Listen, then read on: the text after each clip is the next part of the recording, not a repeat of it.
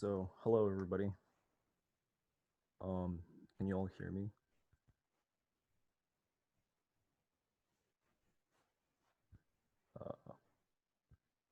Well, if you, okay. All right, so if you can hear me, just type in the chat. We're gonna start now. I think the participants coming in, it's starting to slow down. So we're gonna start. So also, can you all see the first slideshow on my presentation? All right, good. Okay, so this is Introduction to Web Development, Lesson 1. My name is Daniel Zeng. I'll be teaching you guys today. I'm a high school rising junior, so next year I'll be in 11th grade. Basically, in this lesson, we'll cover an introduction to web development. We'll cover how to use an online code editor. And then we'll cover some basic HTML in this class. So this lesson is going to be recorded and posted on the Alphademic Learning YouTube channel. So if you want to refer back to it, you can. All right, so first, some basic class logistics. This class is going to be weekly on Monday, 3 p.m. Eastern time, starting from June 22nd, which is today, till August 24. As always, this information is going to be on alphademic.org, and they have a bunch of other classes too. Thirdly, this is a class, so please be respectful to everyone. Don't unmute yourself and say a bunch of curse words or something, and make sure that whatever you're typing in the group chat in Zoom is appropriate. Fourth, this is we're going to be doing some coding, so be sure to pay attention and listen carefully so you don't forget some important things, and then so you can learn as much as you can of web development, which is pretty fun. Each week after the class, there will be a short optional homework assignment, which is going to be assigned on the Google Classroom. It's just a small project that you can make your own website or something type of homework. It's optional, but if you want to do it, I encourage you to do it because in the computer science and in coding, you need to practice to get better at it. So I recommend doing the homework. Questions, you can ask me questions at any time during the class. You can do it through the Zoom chat. You can privately message me on the Zoom chat, or you can email me at danielzeng@alphademic.org. Okay, so end of course goal. End of course goal. So by the end of this course, you should be able to create basic static websites using HTML and CSS. And what does a static website mean? A static website is a website that lacks interactivity. So you can, as a user on the website, you can't type in comments or some websites you can type stuff in or press buttons or something. So a static website is just a website with just plain information. Usually it's just HTML and CSS. You'll also be able to create dynamic websites using HTML, CSS, and JavaScript. What a dynamic website is you can interact with it. It's the opposite of a static website. So for example, most websites on the web are dynamic websites, like Google, right? You can type stuff into the search engine, type URLs and stuff. So you can do stuff with that website. And then thirdly, you will have a basic understanding on how to utilize libraries such as Bootstrap and jQuery. So what a library is it's like a library in real life. it contains open source like templates and pre-coded code that you can utilize to build your website faster and make it look better.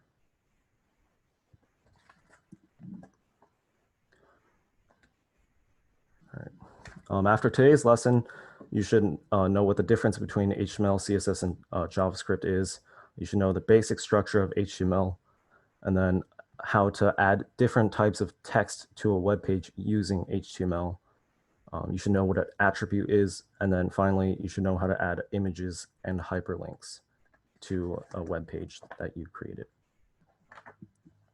So first, what is HTML, CSS, and JavaScript? Well, firstly, HTML, which stands for Hypertext Markup Language, is a language that's used to quote unquote mark up web pages. So what you do with HTML is you add content or substance to web pages. And this substance is like, for example, text, words, images, like icons. And this is what we'll focus on today and next class. Cascading style sheets, which is CSS, describes how the substance will be displayed. So basically use it to stylize stuff.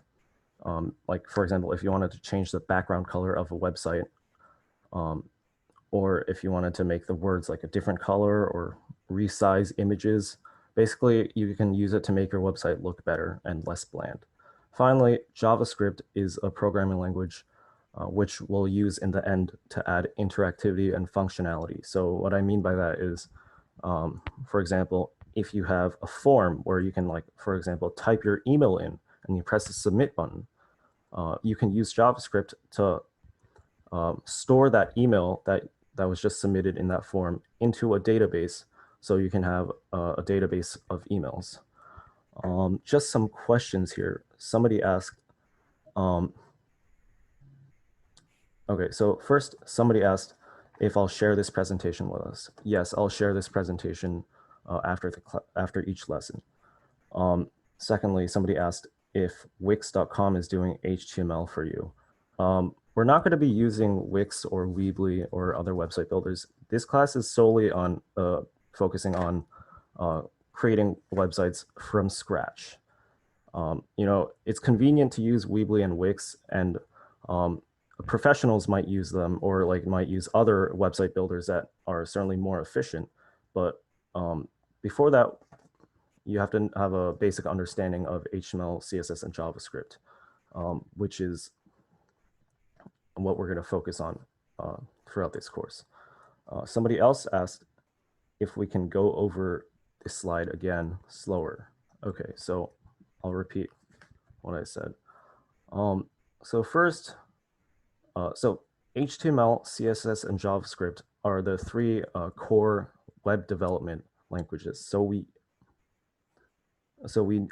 use it to create websites, right? HTML stands for Hypertext Markup Language. So this is a language in which we use to add like the content and substance to web pages, which includes like the words, like text, images. So we'll focus on this class and next class.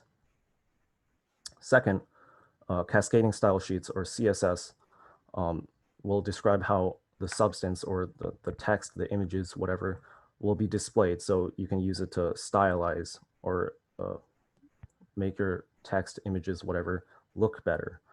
For example, if you wanted to change the font or the size of a text that you added to a web page, you can do that using a CSS. Finally, JavaScript will be using it to add interactivity and functionality to the website, like pressing buttons, forms, that stuff. Some more questions. Okay, so I see we have a lot of questions that are asking if we need to download anything to write this code. No, not right now. For the majority of this course, we're going to be using an online text editor, which I'll introduce in a few slides. It's online. All right, next slide. So let's talk about the basic structure of HTML, which is what we're focusing. Remember, HTML, like I said, is what's used to add text, images, and other content to a web page. So if we look at this example here, HTML is made up of elements that each contain an opening and closing tag. So for example, let's look at this example here. We have this H1 element, which is a header element, which we'll explain later. Notice that there's an opening tag here, right? Opening tag.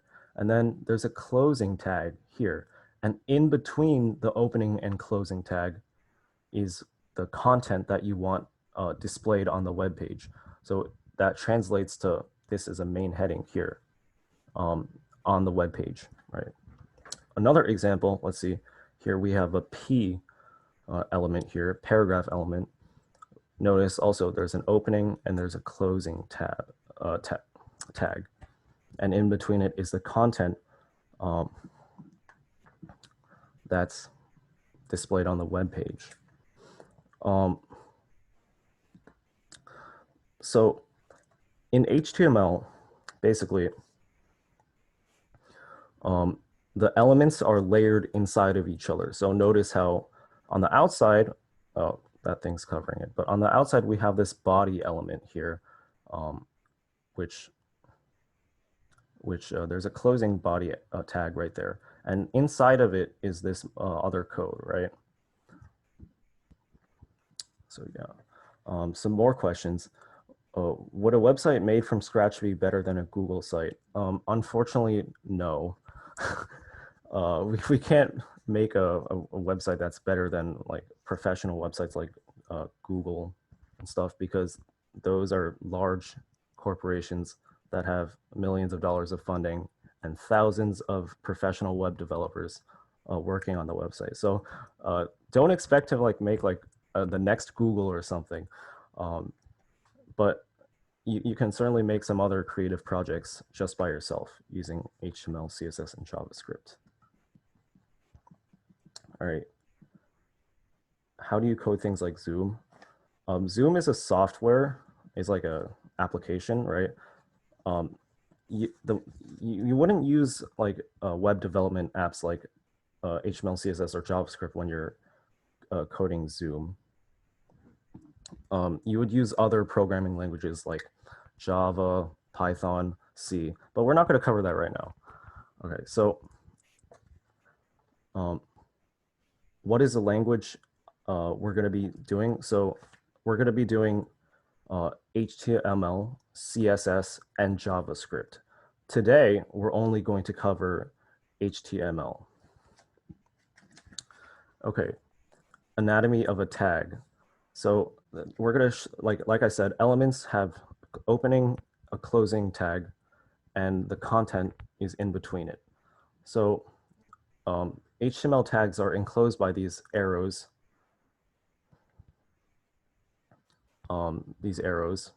Right? And then inside is the tag name. And then closing tags have the same thing, except they have a slash before the tag name. And then what you put in between the opening and closing tag is what you want to be shown on the web page. So this text, for example, this is a paragraph element, and in between we have the content that we want shown on the website. So lorem ipsum is just a random text. Like it's not a programming language. It's a random text that I found online that I used it as an example, right? So an element consists of the opening and closing tag and the content in between. So this whole thing would be considered an element, a paragraph element, right? Usually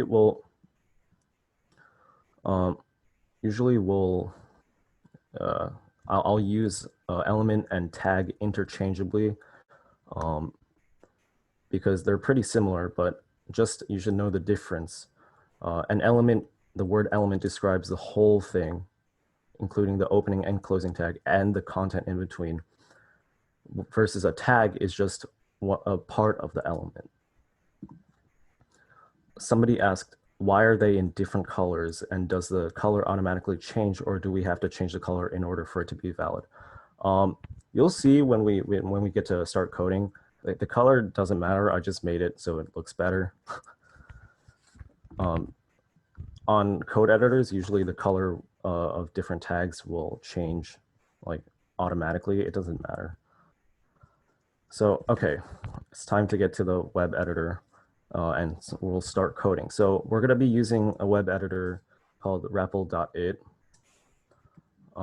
It's an online-based code editor, so you don't need to download anything. You can do everything online. So why don't we open up Repl.it, right? Some of you might have already created an account because I made a classroom post beforehand, but if you haven't created an account yet, be sure to do so now with your parents next to you. So I'll give like, I don't know, 2 minutes if you haven't created an account yet. Okay, it's great that some people already have accounts. It's a you can do a lot of stuff on Repl, but we're just going to use it for web development.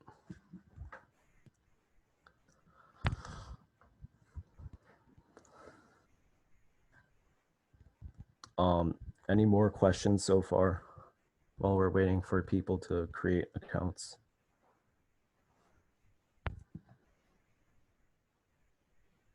Also, like, if you have any questions, you don't need to like just privately like message me. If you can also, how do you create an account?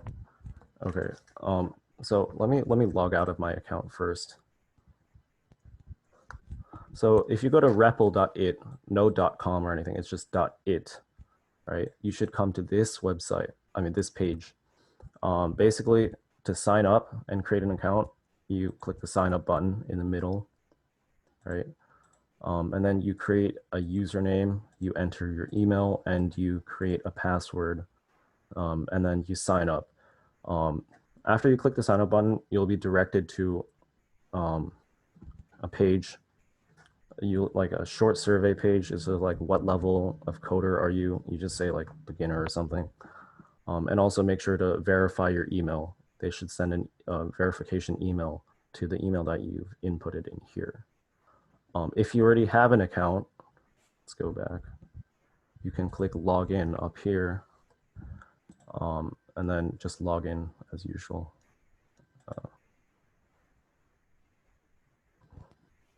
So once you're in, okay, which languages should you choose? Okay, that's a good question.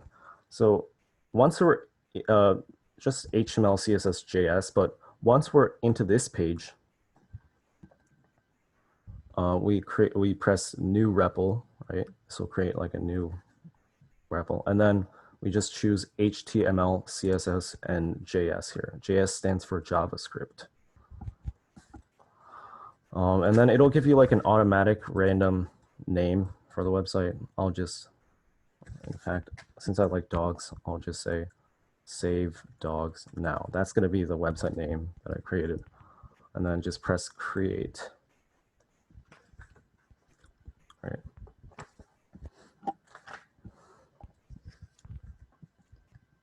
Just let it load up. So what programming languages are we using? We're using HTML, CSS, and JS. It should be like one like box. You don't need to choose all three. It should be just one box.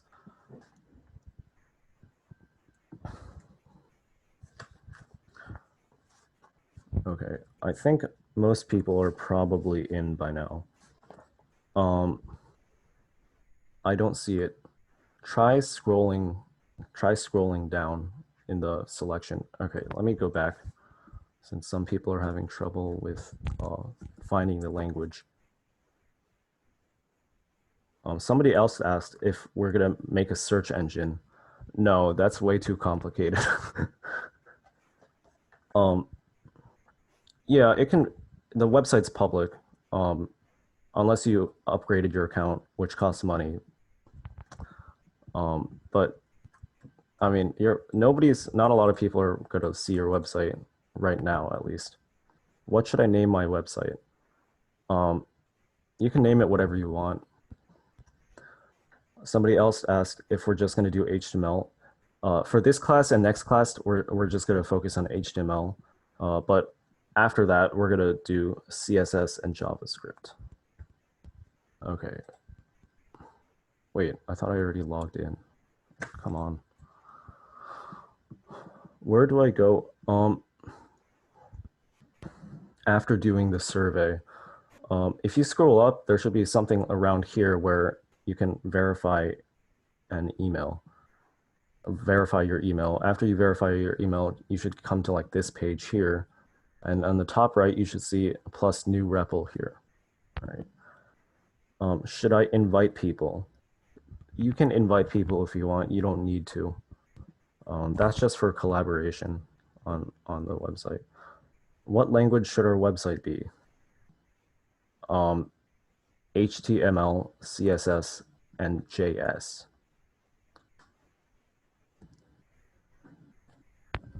All right, so I'm going to go back to the new REPL that I just created.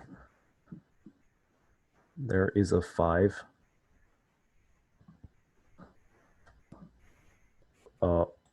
What do you mean by there is a 5?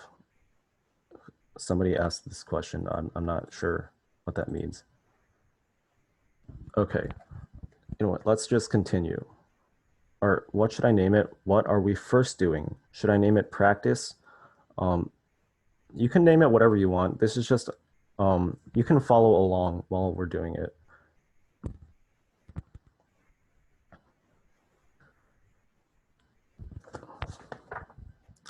Yes, we're using HTML, CSS, and JS.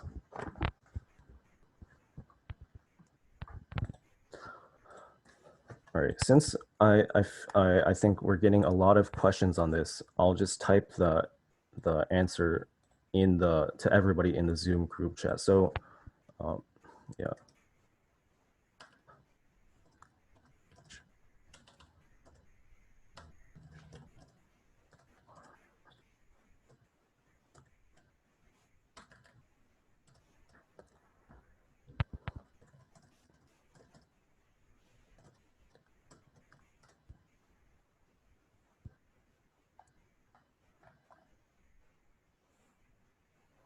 Have I made, somebody else asked if I've made any games.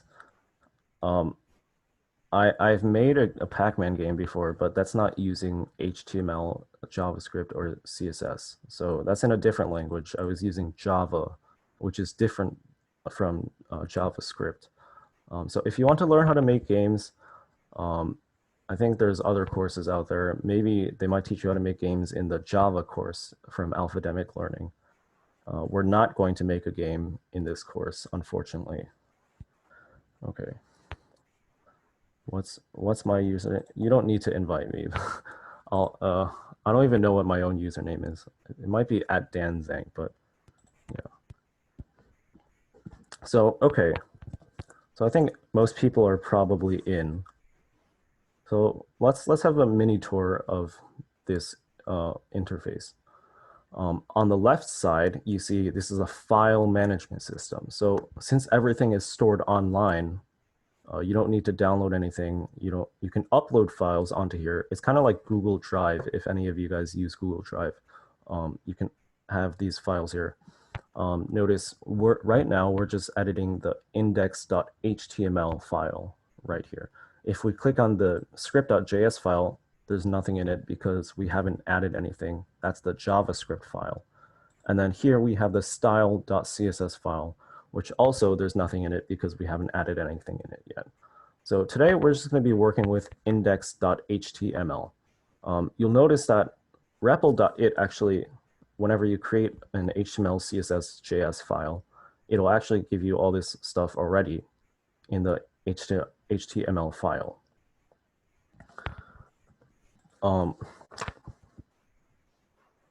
Yes, so this is now a website, but let me just go through this for the stuff that they give you first. So first line of the HTML, we have this doc type HTML. How do you get there? Somebody else is having trouble. So on any page in Repl.it, if you go to the top right, there should be a plus new REPL. You click that, and then you create a new website. Make sure to select HTML, CSS, and JS. So let's get through these few stuff that they give you first. So first, the first line, we have exclamation mark doc type HTML. So remember how I was talking about HTML is made out of elements and tags? Well, actually, the first line, this doc type here, oh, no, not this button. What did I just do? All right, don't do what I just did. I just randomly clicked something. It's loading right now. Okay, so this first line here is a doc type declaration. So it's what it is it's a document type declaration.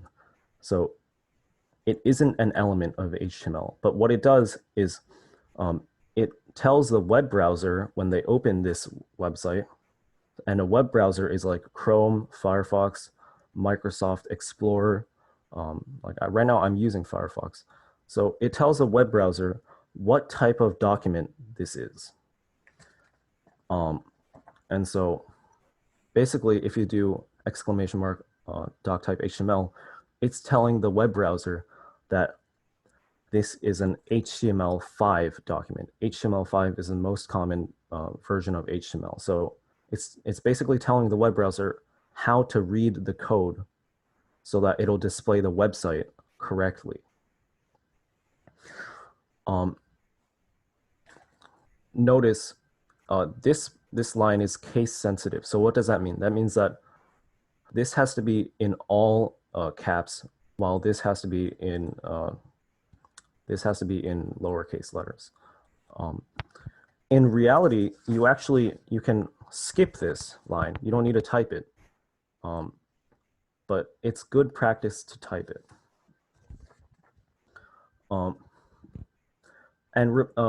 Just a reminder, like I said, this isn't an element, so there is no closing tag. So you just write it once at the top before everything. The next line, you see there's this HTML tag, right? Now this is an element. You'll see that there's an opening tag and there's a closing tag. So this HTML element is what is known as a root element. So what that means is all the HTML that you'll write goes in between these two tags. Nothing goes outside. So all the HTML that you write goes inside here. You'll notice that HTML code is separated into a head and a body. So here we have the head and here we have the body. And both of these are elements too. So we have an opening head tag and a closing head tag, and an opening body tag and a closing body tag. So let me separate that. So first, let me explain the head, right? The head element contains elements that specify document information that are not displayed on the website.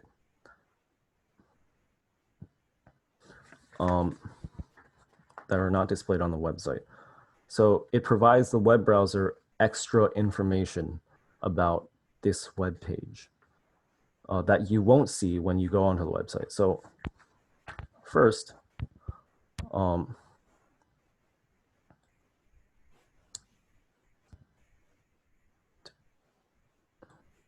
okay, so somebody is asking, how do you type the parentheses and back parentheses thing? So this isn't actually a parentheses. I'm not sure what this is called. I'll just call it an arrow, a forward and a backwards arrow. So how you type this is you press Shift. While holding Shift, you'll notice the comma and the period keys above them, there's those arrows. So while holding Shift, you press those arrows. those keys to type it. Okay. So let's look at the first line inside of the head element, right? This is another element. Notice something though, there's no closing tag. Some elements do not have closing tags. Some elements only have an opening tag. So this is just a one tag element. This is not an element, even though it kind of looks like one, it's not an element. But this is a one tag element. So this is an element, meta element, right?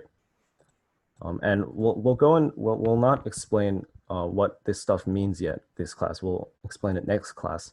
But basically, what this specifically says is that it's defining the character set, the character standard of this web page to Unicode, and we'll explain what that means next week. Can I explain what I just did? I didn't do anything. I was just highlighting it. This was already here when I made the website, so it automatically appears. What's the black thing in the bottom left corner? I think you mean the bottom right corner. That's a console. We're not going to worry about that right now. It really doesn't matter for web design yet. So you can just ignore that. So explain that. I explained that. You don't need to worry about that. Don't delete it, but don't mess around. Like, don't worry about that yet. We're going to explain that next class. This next meta element basically makes the website responsive. So basically, it gives the browser, the web browser, instructions on how to display this website's dimensions, like how big the website is and everything. Again, we don't need to worry about that yet. Now, no, I did not delete anything. I just pressed enter. I pressed the enter key to go to the next line. Can I make the words bigger? I might be able to. I don't think. You know what? I'll just. What do you mean by can you make the words bigger? Like, do you want me to zoom in? Okay, I'll zoom in a little bit. Okay, that makes it hard to see.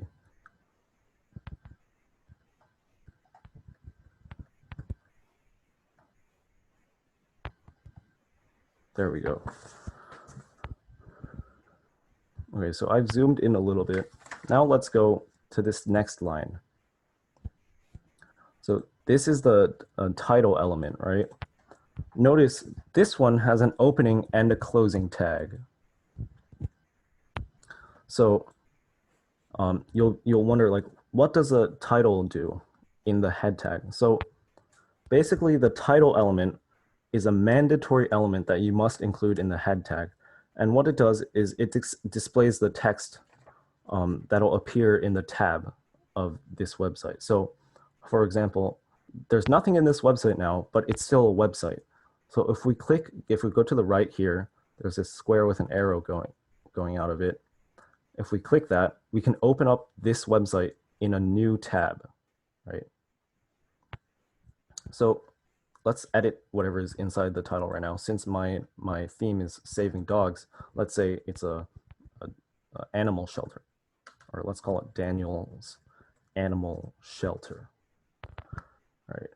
So if we click run again, I'm going to exit out, and we open the website up in a new tab.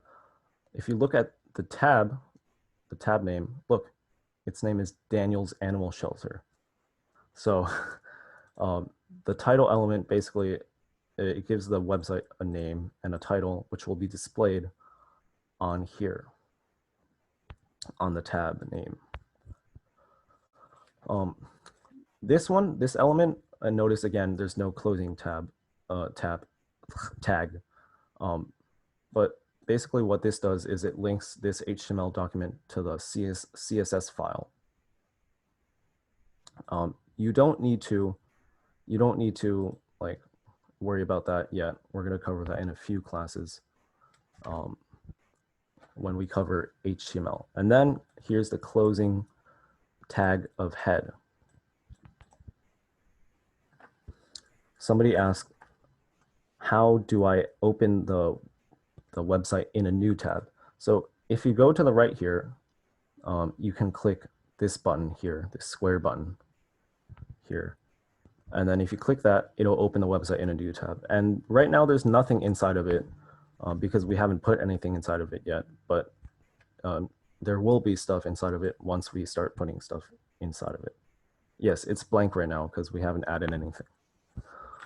Okay, now let's move on to the body. So inside of the body element, you basically add all the stuff that you want to appear inside of a website. So whatever you want like to see in here, in the inside of the website.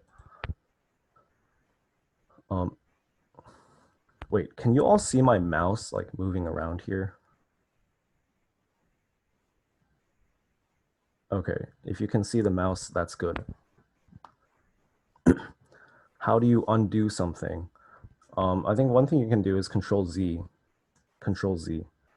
on your keyboard, and that'll undo something.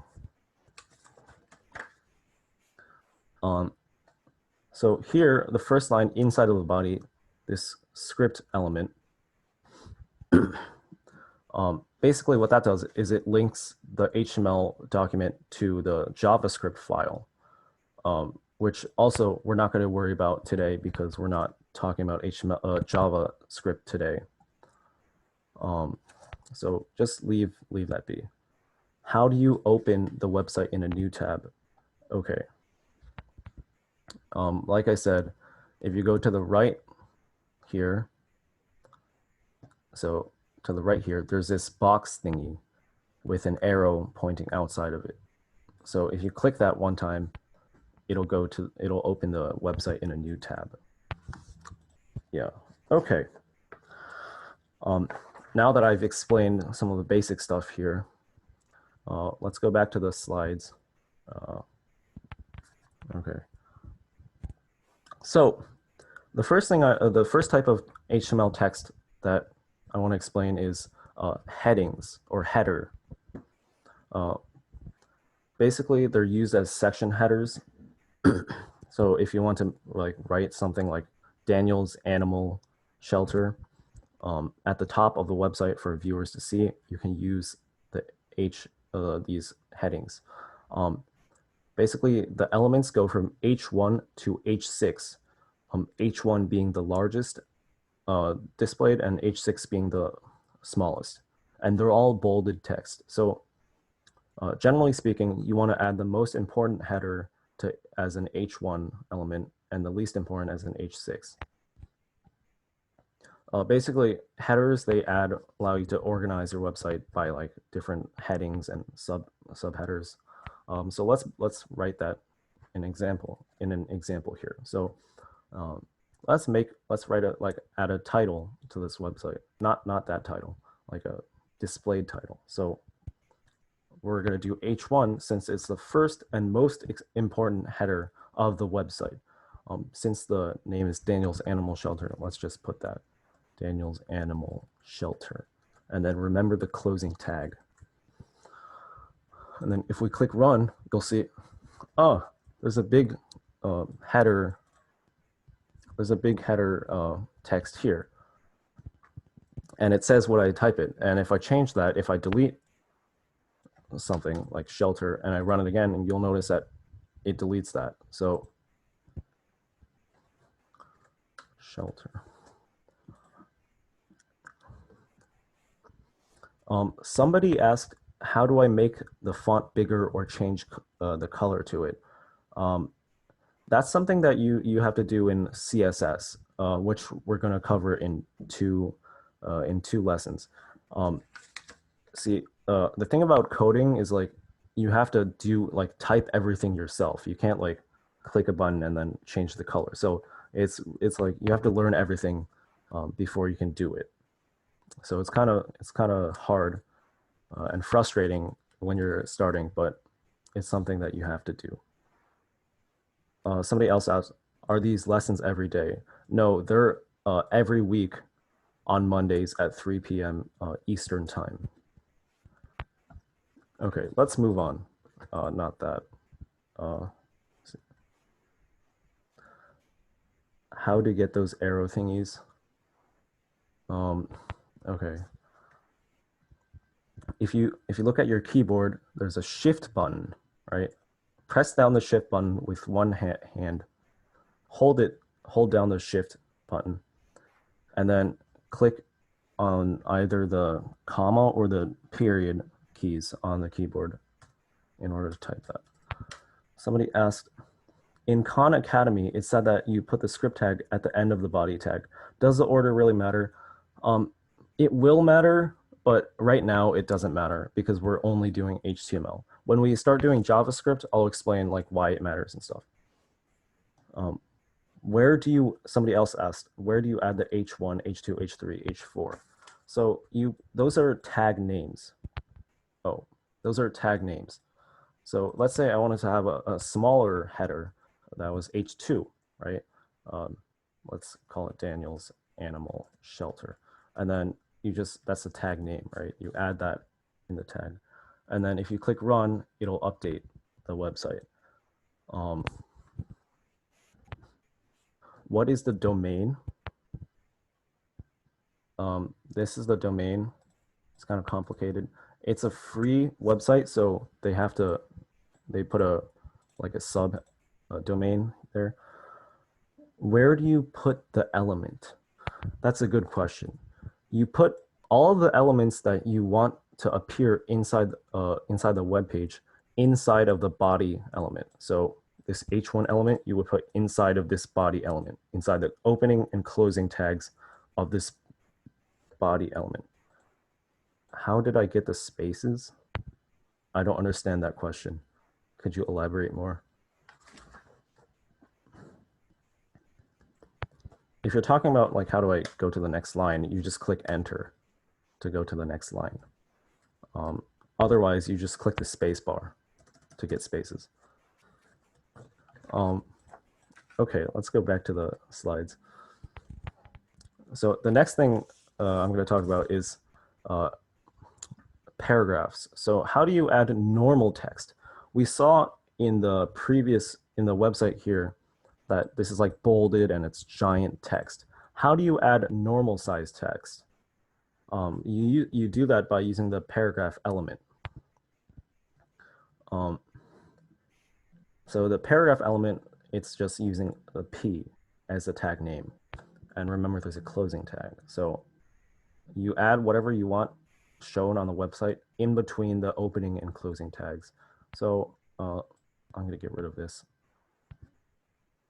So let's say I wanted to add a short description to this website. So let's do a P element or P tag, and then I'll add a short description like Daniel's Animal Shelter provides comprehensive animal shelter care to a wide variety of animals. All right, and then closing tag, remember. And if we click run, you'll notice that because I deleted the H2, the other subheading is not there. But because I put the P tag there, there's the normal text right there.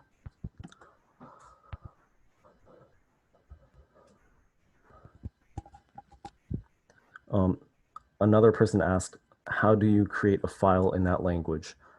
Basically, if you go up to the upper right corner, there's a new REPL button. You click that, select HTML, CSS, and JS, and then just click create, and then you'll create these files. Somebody else asked, how do I divide my text to different paragraphs within P or /P? That's a good question. I'll cover something that you can do in a few slides, but basically you can't really do that right now, you can just create a new paragraph element and add that there. Or you can do, there's another element that I'll introduce in a few slides that'll do that. What does, somebody else asked, what does meta mean? Meta is an element here, it's metadata, but we're not going to cover that in this class. You don't need to worry about that right now. Okay, so let's go to the next slide. If you want to add superscript or subscript, so superscript is like when you want the letters or whatever to be like slightly higher, as in the fourth, the th in the fourth. And then subscript is basically when you want the letter or the number to be slightly lower than most of the text. And the way you do that is with the SUP for superscript tags, and then SUB for subscript tags. Somebody is spamming me with "it's not working." Please don't spam me. I'll read all the questions, but it's not working. I'm not sure how to address your problem. What's not working? The P thing. Okay, let's go back to here. Make sure you write the P stuff inside of the body tags, right? And then make sure you have an opening and closing P tag with a slash there, and make sure your stuff is in between. And then make sure you click run so that it updates the website in this section. How do make those word? Okay, somebody asked, how do you make like a link where you can click it and it'll take you to another website? We'll cover that, I think, in next class. When we cover more advanced HTML. So let's go back to the slides.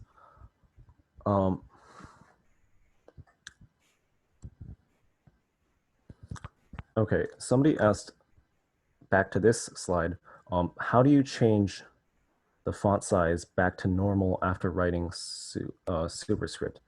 It's very simple. So let me put an example here. Let's say I have something like 4th of July, and I want this th to be superscript.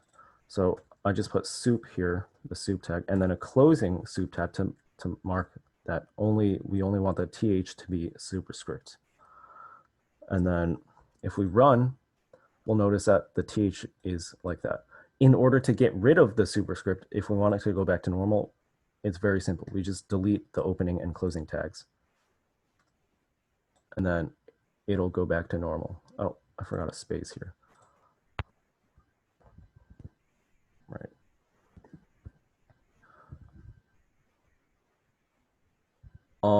Okay, so this person is still saying it's not working. After class, after this lesson, I'll help you. For now, just listen and pay attention to the slides. Somebody asked if we can go to the slide beforehand. And remember, these slides are all going to be shared after class, so you can always refer back to it, and this video too. So this is a paragraph using the P tags. Okay, somebody else asked if I can show the substring. It's just SUB is the tag name. All right, so moving on, let's talk about lists. So how do you make the like bullet pointed list or these numbered lists? So bullet pointed lists are unordered lists. So they're not ordered. We don't want these numbers. We want bullet points. And the way you do that is you first, on the outside, you have a UL element, which stands for unordered list.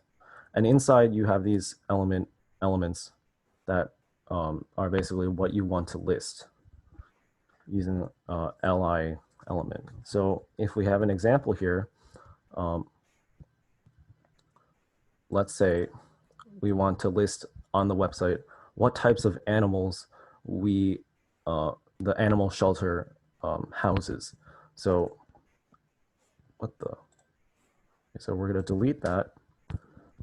And then since it's a less important heading, we're going to do H3 and we'll say types are some types of animals we have, right? Closing tag, remember. And then if we click run, you'll notice that the subheading is there.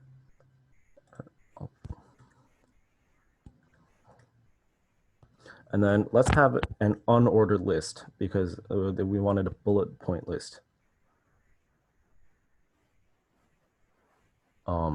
So let's do UL and then have a /UL.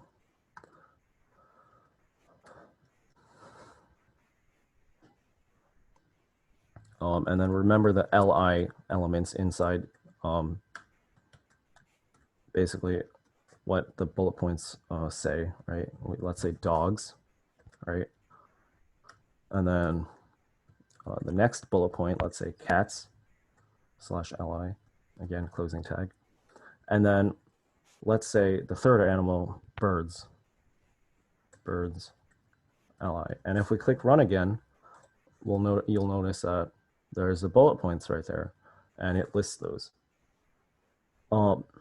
So that's how you do an unordered list. If you want to do an ordered list, you just swap this UL with OL. And the inside, the LI elements are the same. So now if you run again, you'll see that now it's ordered 1, 2, 3, and the number will go on forever if you add more bullet points. Okay, somebody asked if you always have to put the closing tag at the end of a paragraph. That's a good question.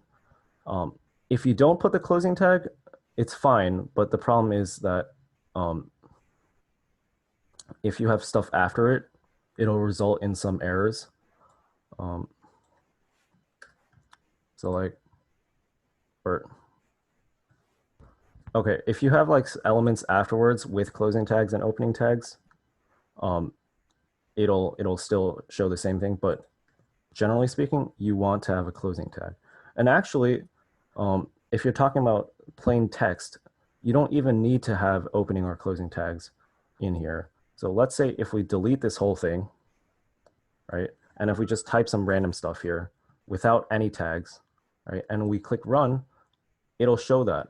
But that's not really a good way to program because you want to have customizability and you want organization. So let's put back the stuff that we just typed. Click run again. Okay, so let's go to the next slide.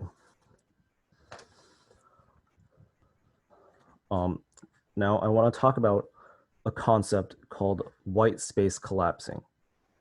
So basically, white space is like extra spaces, empty space. What happens is, let's say you type 5 spaces there. The 5 spaces there, like in between 2 words. So when the browser reads through your code and they find 2 or more spaces or a line break, they'll ignore those and only put 1 space. So if you notice, the first line, the spacing is like normal, right? We only put 1 space in between words and it looks normal. The second element, we see there's an extra large space in between apples and R. But when you run it, you still get the same thing. And the third example, you'll see that it's on an entirely different line, but if we run it, it'll still look the same. This is something that a lot of programming languages have, but specifically HTML does this because some programmers like to have a few more spaces here and there to make their code easier to read. And HTML allows you to do that. Somebody asked if we have to include these arrows in each tag. Yes, you have to include those arrows because those arrows tell the web browser that that's a tag, and yeah, that's a tag. So make sure to include the arrows. Okay, back to the slides. And then, you know how I asked, not asked, you know how I said how there's white space collapsing just now? Well, it turns out there's another convenient element called the pre element.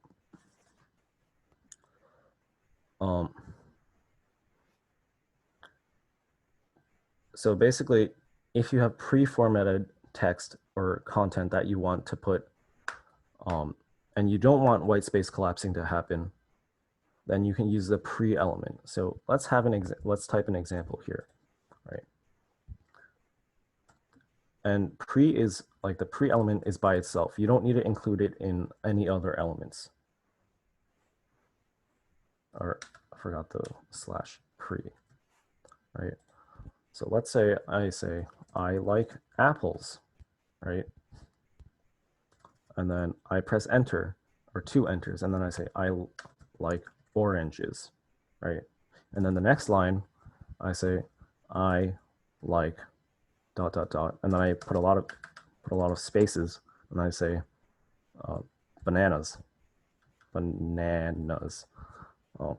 And then if we click run, you'll see that it's formatted exactly like I type it. Now, if we just turn this back into a P element and it was just a paragraph, you'll notice that when you run it, it just goes into one line because of this white space collapsing that I just talked about. But if we use the pre element, then it follows whatever you type. So whatever you like, you can use that if you want. I don't think it's really common, but it's definitely an option to use if you have pre-formatted text. Somebody asked if we have to put spaces in between the lines, like if you click enter or something. It doesn't matter. It's a personal preference, unless you're typing in pre-formatted text. Somebody asked also, why is the text thinner? That's a good question. That's because by default, web browsers will make the letters of a pre-formatted text like a different font than like the paragraph. You can always change the font with CSS, which we're going to cover in 2 lessons or so. So can I fix it? I'm not going to fix it right now. Also, you don't really use the pre-formatted text that often. Usually you edit everything using the paragraph. Using CSS after. Okay, so this is one of the last, this is like one of the last slides if you guys are getting bored. So line breaks and horizontal rules. If inside of a paragraph element, you want to separate, like press enter without like making a new paragraph element, you can use the line break element, which is here, BR and then space and then slash. Notice something though, these elements don't have a closing tag. So this is an exception. You don't need to put a closing tag for BR. And then if you want a horizontal rule, basically what a horizontal rule is it'll put whatever's after the tag on another line and then put this horizontal line in between them, which denotes like a different section. And the same thing for a horizontal rule is that there's no closing tag. It's an exception. So somebody asked a pretty good question. Why do you need this slash in these 2 tags? Well, the thing is, you actually don't need them. You can do the same thing if you don't have the slash. But generally speaking, it's good practice to learn these 2 specific tags with the slash, because if you do more advanced web design stuff in, for example, XHTML, which is a different markup language, they require this slash. So it's good practice to learn it this way. So you'll be used to it if you do more advanced stuff.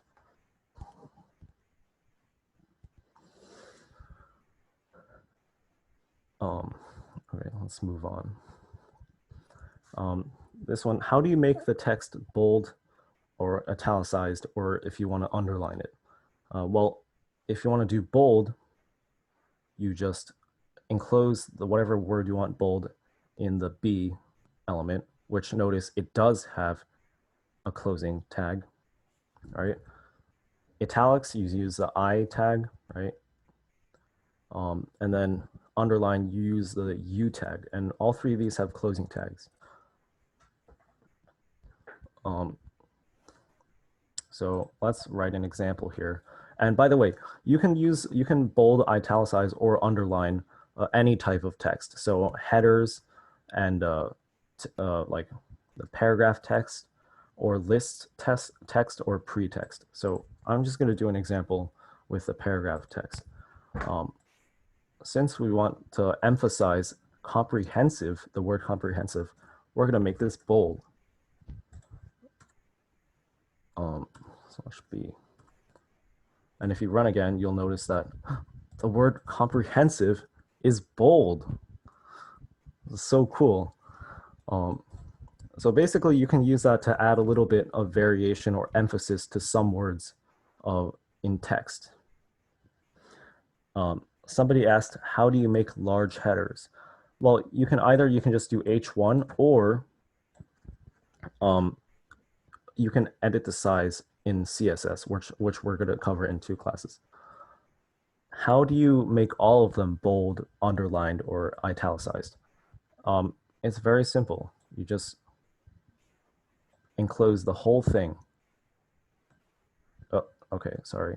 I just did something. All right. In the tags.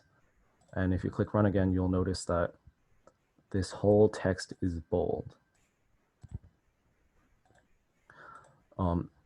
And like I said, if you want to underline a word, you can use the U tag, which makes it underline.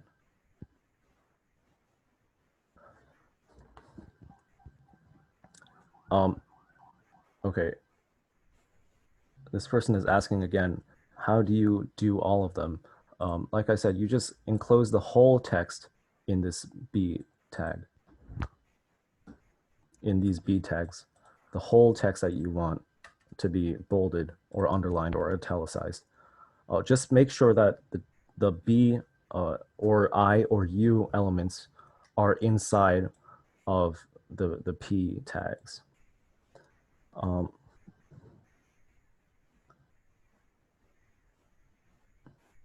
Yeah. Okay. How to bold the header? I'm pretty sure the header by default is already bolded. Or I'm not sure what it does, but let's try. Okay, so it doesn't do anything because the headers by default are already bolded. So putting the bold tag won't do anything. But you can italicize or underline them. So let's say like italicize the word Daniels, right? If you see, oh, it's lagging. What? Okay. Wait. Daniel's animal shelter. Yeah, so you see, you can do the same thing on underline or italicize the header and other types of text too by just surrounding whatever word you want italicized or underlined with the I or U tags. So somebody asked, what's the difference between the strong tag, the B tag, the I tag, and the EM tag? I haven't explained what the strong tag or EM tag is yet, but basically they also bold and italicize the text. I'm going to explain that next class. There's a reason why you might want to use a strong tag or EM tag over the bold or italicized tag.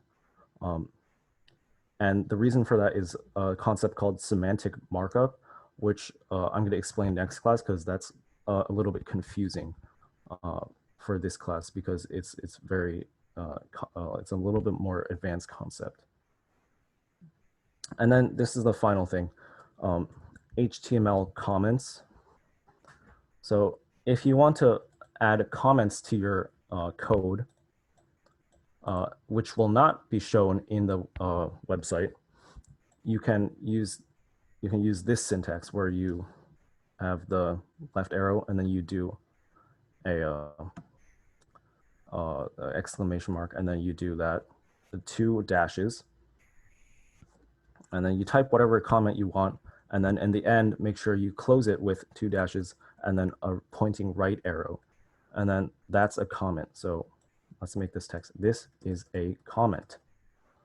And if you run it, you'll notice that this comment is not shown on the web page because it's a comment, right? So you might ask, why do you need comments? Well, if you have a lot of code, like thousands of lines of code, and you might be confused when you read through it. It'll be hard to read through it. So if you have comments like saying, like, for example, say like, if we have a comment here that says, this is the first header of the website. Basically, you don't need to read the code and you'll know that this is the first header because there's a comment there that tells you that. So you can use comments if you want. If you don't want to use comments, that's fine. It's really not mandatory. And then somebody else asked a really good question. They said, when you put the U tag around one word, it'll underline the rest of the words after the first one. So let's do what you just did, right? We only put one tag, one U tag here. And then you'll notice it underlines everything else. And this is exactly why I said you need a closing tag. So the U tag and the I tag and the B tag, they need closing tags. So let's say you only want to underline Daniel's in this paragraph, then you would have to have a closing tag there so that the browser can recognize that you only want this word here to be underlined and the rest you don't want to be underlined. So there you see that. Okay, I think that's the end. So knowledge check, it's a little quiz here. So the first question, for headings,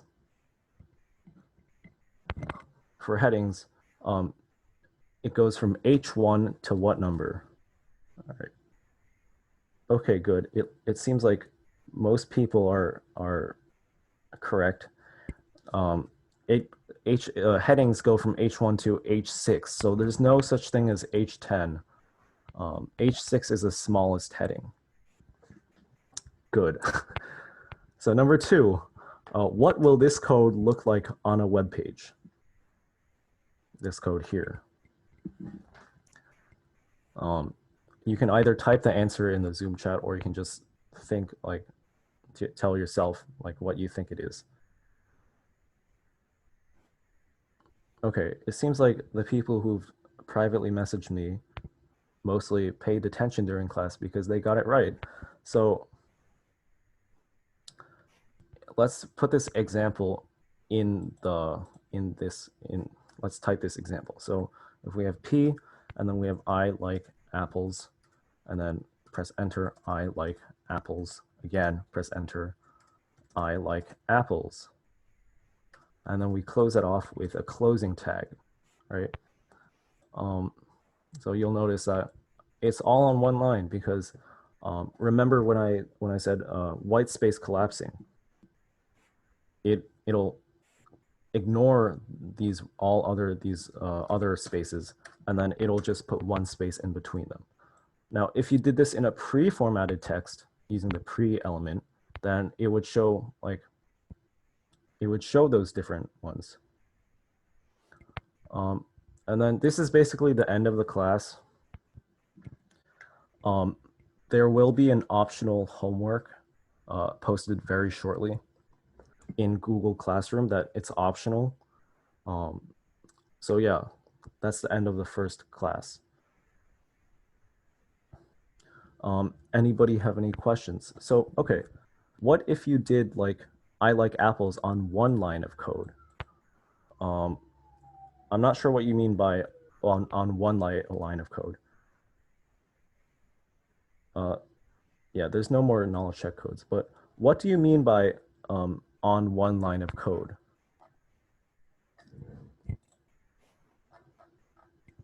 If you're saying like,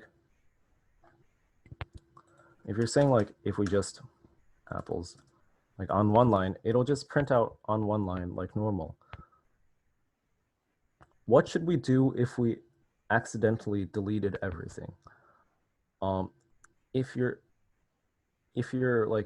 by accidentally deleted everything, you mean by click backspace here, right? What you can do is Control Z, and you'll undo that.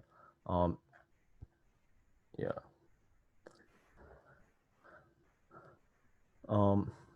Okay. Yes, I'll post the slides after class. And then another question. I think this question was answered before, but I'll repeat it. I only put the B tag around one word. Now everything's in bold. So, like I said, for the B, I, and U elements, you need to have a closing tag. So if I don't put a closing tag for this I tag, and I run it, then you'll notice that everything's in italics now. So make sure, if you don't want everything to be italicized or bolded or underlined, that you put a closing tag with the slash in front of the tag name. What happens if you press run after you delete everything? Well, nothing will happen. I mean, your website will be blank. That's what I mean. So yeah, that's what happens. Let's undo that. Press run now. Okay, I just pressed it again. Somebody asked Control C isn't working. I apologize. I have no way of knowing like what the problem is on your end.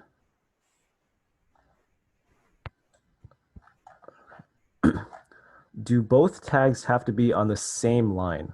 That's a good question. No, they don't. I mean, certainly they could be. If you do this, it'll just say the same thing here, but you can also put them on different lines, like in this case, which makes it a little bit easier to look. And you run, and it's the same thing.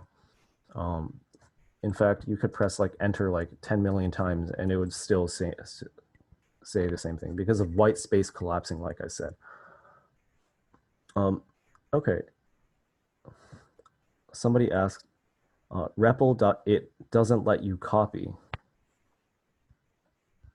I'm pretty sure it does. Yeah, you can copy. You can copy and paste. I don't know. I noticed there's still 72 participants in the class. Just so you know, the class is over right now. I'm just answering some questions if you want to leave. Okay, sorry, but I missed the BR and HR part. What does it do? Thanks. Okay, let's okay.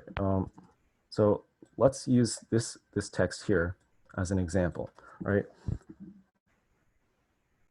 Or actually, no, let's use this text as an example.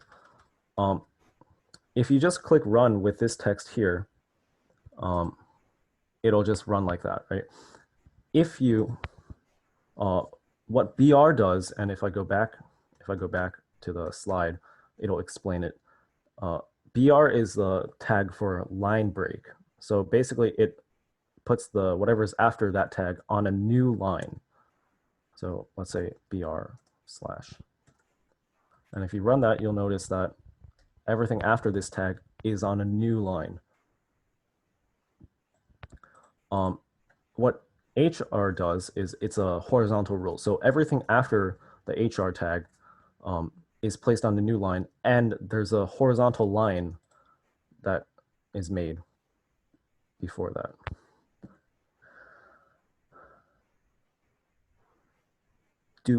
Okay, somebody asked, do we click Control D, B, or C? If you want to Control C is copy, and then Control V is paste.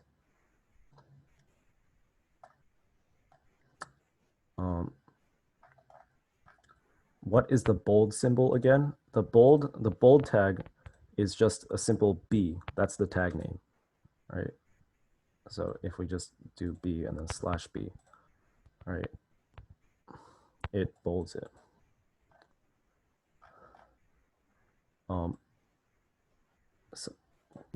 Somebody else is asking, is it important?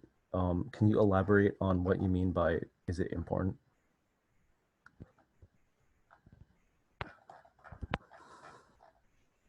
Like, what do you mean by is it important?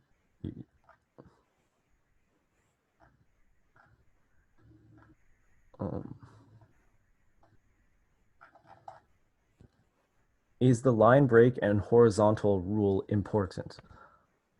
I mean, certainly you can just do, what you can do is you can just, instead of having a BR there, you can just make a new P element and do that there. And then it'll make a new line there. But I think it's pretty convenient if instead of making a new element, I think it's convenient if you just do BR there. It's much more convenient if you just do that. So I think you should, it's pretty important. Okay. Okay, this person asks, what do you do if you delete everything and press run? Okay, if I delete everything and I press run, nothing appears because there's nothing there. The web browser sees nothing in the code, so it just displays a blank. And then let's undo that. Yeah, that's what you do. Any other questions?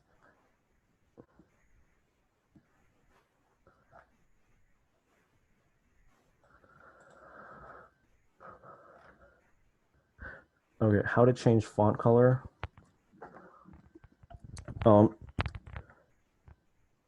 That's you have to do that in CSS, which we'll cover in like next class or the class after that.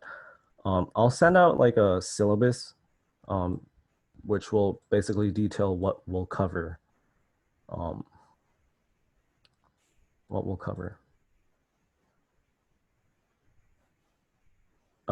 Okay, this person asks, what do you do if you delete everything on accident? I think I answered this before, but I'll answer it again. If you delete everything on accident, Control Z.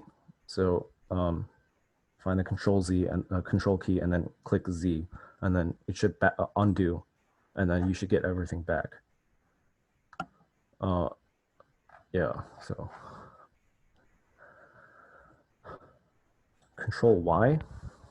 I'm not sure what Control Y does. Like, what did I just do? I don't know what Control Y does. How do I save the code that I typed? So the good thing about editing online using Repl is that it automatically saves this. So whenever you type something, you'll notice it says saving ... And when it says saved, that means that when it says saved, it means that your code is saved, and then you can just exit out of this tab, and it should be saved. And how do you access this this code again? Well, if you go back to the home page of Repl here, you'll see recently edited, and then you just click this, and then you'll come to this thing, and it'll take a little bit time to load.